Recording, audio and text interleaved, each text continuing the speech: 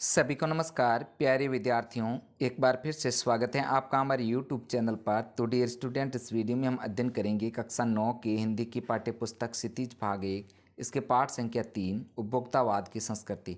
इस चैप्टर का संपूर्ण सॉल्यूशन इस वीडियो के माध्यम से हम करेंगे। प्यारे विद्यार्थियों, आपसे रिक्वेस्ट है वीडियो को शुरू से लेकर लास्ट तक आप पूरा देखिएगा, जिससे आपको ये चैप्टर अच्छे से समझ में आ जाए और इसके सारे के सारे प्रश्नों का सॉल्यूशन आप अपनी नोटबुक में बहुत ही आसान तरीके से कर सको। तो प्यारे विद्यार्थियों, आपसे रिक्वेस्ट है वीडियो को लाइक तथा शेयर जरूर कीजिएगा तथा चैनल पर अगर नहीं है तो चैनल को सब्सक्राइब जरूर कीजिएगा।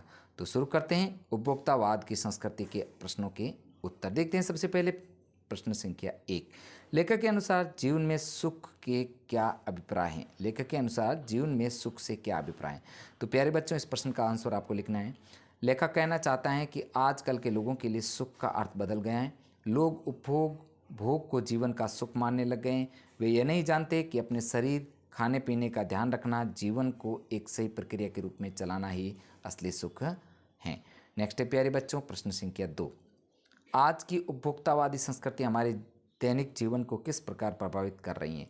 तो प्यारे बच्चों, इस प्रश्न संख्या 2 का आंसर है जो उपभोक्तावादी संस्कृति ने हमारे दैनिक जीवन को तो प्रभावित किया ही है, साथ में हमारी सामाजिक नींव को भी हिलाकर रख दिया। लोग चमक धमक के पीछे अधिक आकर्षित हो रहे हैं, ना कि उसकी गुणवत्ता पर। लोग यह नहीं देखते कि हमें किसी भी चीज़ को कितनी ज़्यादा ज़रूरत है या नहीं, लेकिन अगर वह चीज़ किसी और के पास है तो हमें वह करना चाहिए। दुनिया ने इसे एक प्रथा की तरह रूप दे दिया है। नेक्स्ट आगे प्यारे बच्चों, प्रश्न संख्या 3। लेखक ने उपभोक्ता संस्कृति को हमारे समाज के लिए चुनौती क्यों कहा?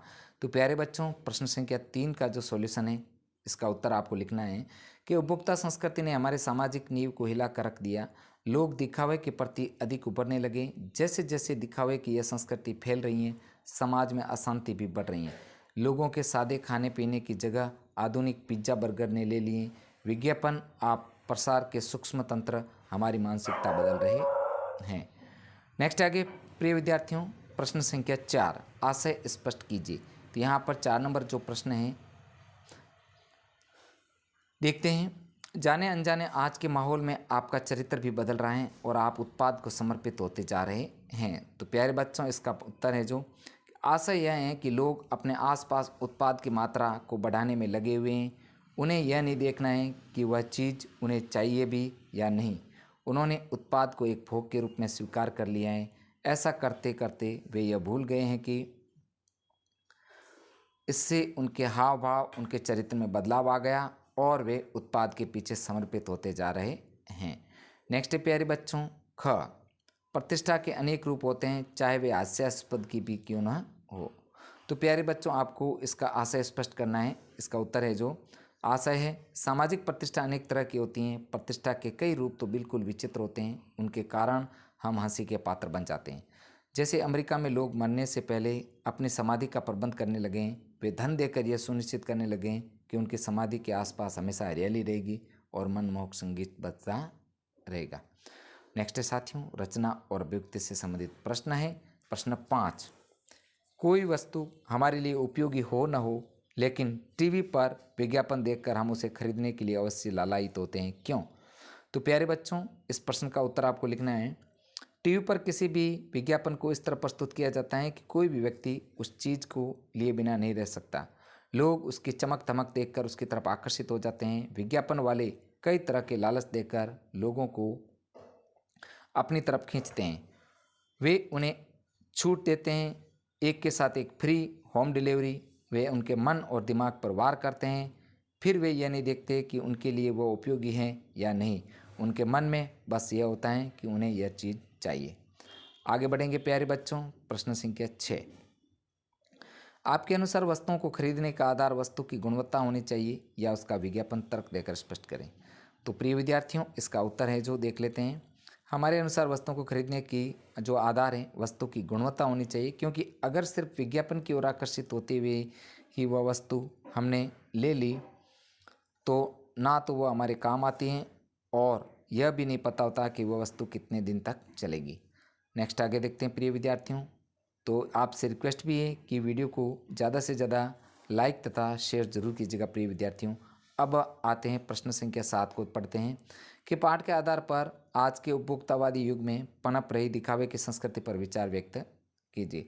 तो प्यारे बच्चों, प्रश्न संख्या 7 का आंसर है जो पाठ के आधार पर आज के उपभोक्तावादी युग में पनप रही दिखावे की संस्कृति से अभिप्राय यह है कि आज सभी को एक दूसरे से अच्छा दिखना है।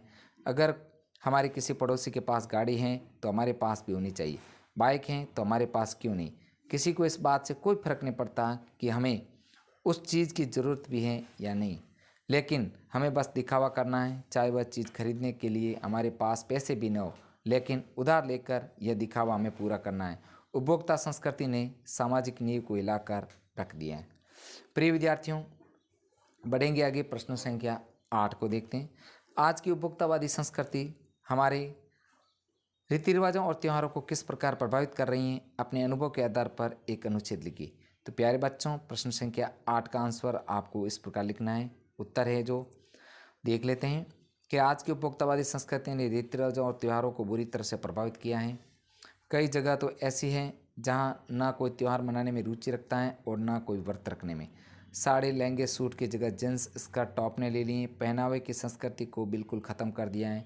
ऐसे में जहाँ लोग अपने बड़े बूढ़ों का कोई आदर सम्मान नहीं करते, उनके द्वारा बनाए गए रीति रिवाजों को तो कौन आगे बढ़ाएगा। प्रिय विद्यार्थियों, आगे बढ़ेंगे, प्रश्न संख्या 9 भाषा अध्ययन से संबंधित जो प्रश्न है, प्रश्न संख्या 9 का देखते हैं कि धीरे धीरे सब कुछ बदल रहा है। इस वाक्य में बदल रहा है क्रिया है, यह क्रिया कैसे हो रही है? धीरे धीरे। अतः धीरे धीरे क्रिया विशेषण है। जो शब्द क्रिया की विशेषता बताते हैं उसे क्रिया विशेषण कहलाते हैं। जहाँ वाक्य में हमें पता चलता है कि क्रिया कैसे, कितनी और कहाँ हो रही है, वहाँ वह शब्द क्रिया विशेषण कहलाता है। अब क, ख, ग ये जो है सब प्रश्न दे रखे।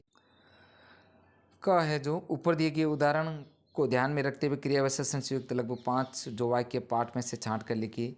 इसी प्रकार ख और ग इन सभी प्रश्नों के जो प्यारे विद्यार्थियों आंसर नीचे हैं, तो यहाँ पर इसके उत्तरों को हम देखते हैं। उत्तर यहाँ पर दे रखे हैं। अब सबसे पहले क का उत्तर, राम आराम आराम से चल रहा है। सोहन ने काम जल्दी जल्दी ख़त्म किया। राजू ने सारा काम ढोलू के घर किया।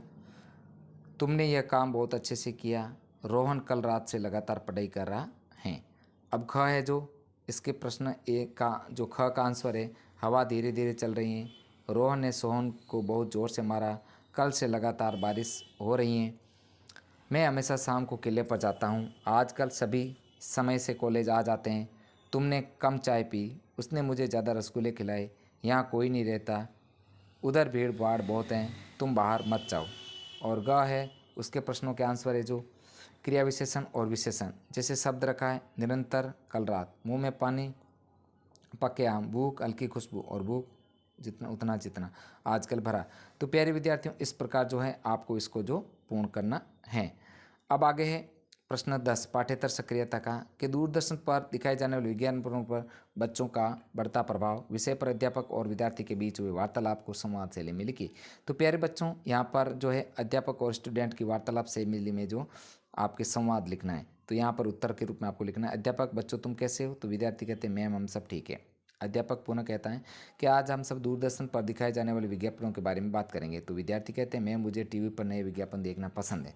अध्यापक अरुण तुम बताओ तुम्हें किस तरह के विज्ञापन देखना पसंद है? तो अरुण कहता है मैम बाइक से जुड़े हुए जो भी नए नए विज्ञापन दिखाए जाते हैं मैं बस उन्हीं विज्ञापनों की जानकारी लेता हूँ। अध्यापक कहता है रश्मि तुम बताओ? मैम मुझे नए नए सुंदरता से जुड़े उत्पादों को देखना पसंद है। अध्यापक अच्छा, सभी बच्चे अपने अपने पसंदीदा विज्ञापनों के बारे में अपनी कॉपी पर लिखो। तो अध्यापक कहता है रवि अपना पसंदीदा विज्ञापन देखने के बाद तुम क्या अनुभव करती हो, इस बारे में अपने विचार व्यक्त करें। तो रवि कहता है मैम मुझे ऐसा प्रतीत होता है कि मैं वह चीज़ अपने घर ले आऊँ। कई बार जब पापा वह चीज़ ना ला कर दें तो मैं जिद पकड़ लेता हूँ और वह चीज़ लेकर ही मानता हूँ। अध्यापक राहुल तुम बताओ? राहुल मैम मैं भी।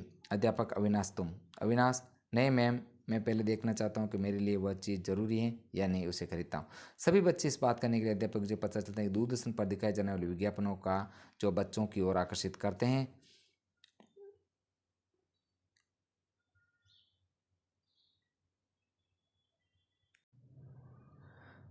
वे इस तरह से उनके मन पर हावी हो जाते हैं कि उन्हें लेकर ही मानते हैं।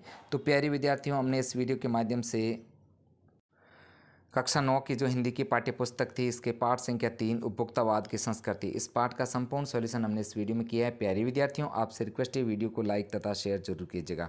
और हाँ प्रिय विद्यार्थियों, आपको कक्षा 9 के जो सभी पाठ हैं, सभी का सॉल्यूशन अगर एक साथ चाहिए तो मेरे चैनल की प्लेलिस्ट बनी हुई, वहाँ पर जाकर के आप उनका अध्यापन एक साथ भी कर सकते हैं। प्रिय विद्यार्थियों, मिलते हैं नेक्स्ट चैप्टर के साथ में। धन्यवाद।